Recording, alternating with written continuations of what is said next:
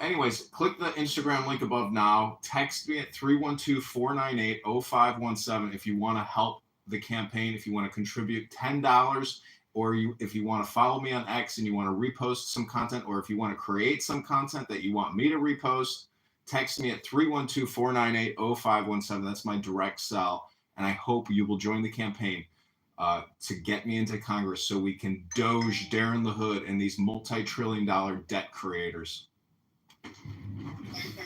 What cities are in the district you're running for? Rockford, Illinois, Bloomington, Normal, Illinois, Peoria, Illinois, Quincy. There's about 600,000 people in the district, and it's small little towns. 15,000 people, 5,000 people, 4,000 people. I mean, small little towns, and these are people who absolutely have no voice whatsoever. And so I want to amplify their voices because I know that Darren the Hood does not really give a fuck about them, and he doesn't. He just puts out propaganda videos of him shaking police officers' hands, veterans' hands.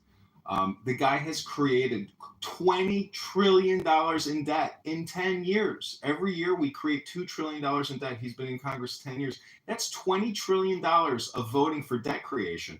$20 trillion. Microsoft is valued at $4 trillion. He created 5 Microsofts out of thin air.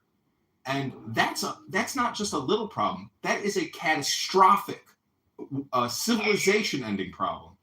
Are you near Charlotte Boy in Traverse City, Eliana? You know where I'm talking? No, I don't know. Money talks. It was. That's why. Yeah, it's true. I mean, the people who win elections, they are able to buy millions of dollars in Google ads, Meta ads. They have very sophisticated online ad targeting operations. They're constantly putting out content, and they have a huge team. I'm just one guy with a decentralized group of people on Clownhouse that used to hate me, but still probably hate me. And the fact that Marshall and David, every time you bring up a bigger issue, they always give you back the micro, which is get local, go to your local parent-teachers association. No, that's not how we fix the bigger problem. The bigger problem is in Washington, D.C., and it is your congressperson or your senator who keeps creating omnibus multi-trillion-dollar acts. This is theft and fraud against future generations, and it's huge financial giveaways and huge windfall profits for the recipients of these multi-trillion-dollar acts, let alone the amount of fraud it creates. The PPP package, that loan, was $1.8 trillion in fraud. A lot of Clownhouse scum on this stupid app. A lot of these people got hundreds of thousands of dollars in federal loans. And it's, the recoupment rate on all that fraud it's next to nothing. So we are the problem. These acts and all this money we create out of thin air and give away is the problem. Yeah, America. So hold on real quick, Andrew. I just want to say, I agree that you need to speak to the people that are spending all this money. That being said, this is where I disagree with you and where I do agree with Marshall.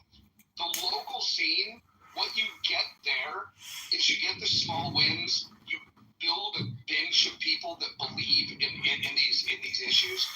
They start getting the small wins, but then they also build up this credibility cocktail where they can move upstream. The reason why you don't see people with ideas like yours or mine winning at the state level is because the people that win at the state level are identifiable because they were a known entity that was winning at a lower level. And so I would say that there's people like yourself that have to take the fight, to the top. But you also need people like Marshall that are going to attack it at the local level because you do need to build a bench and you need to build credibility because, unfortunately, it's not just the idea that prevails. Most people that vote, they look to see which way the wind is blowing.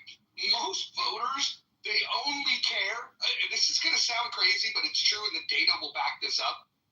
They want to know who's going to win so they can vote for it. If it's close, and this is why we're so divided right now, is that when it's close, then people don't know who's going to win. They have plausible reason to believe that their candidate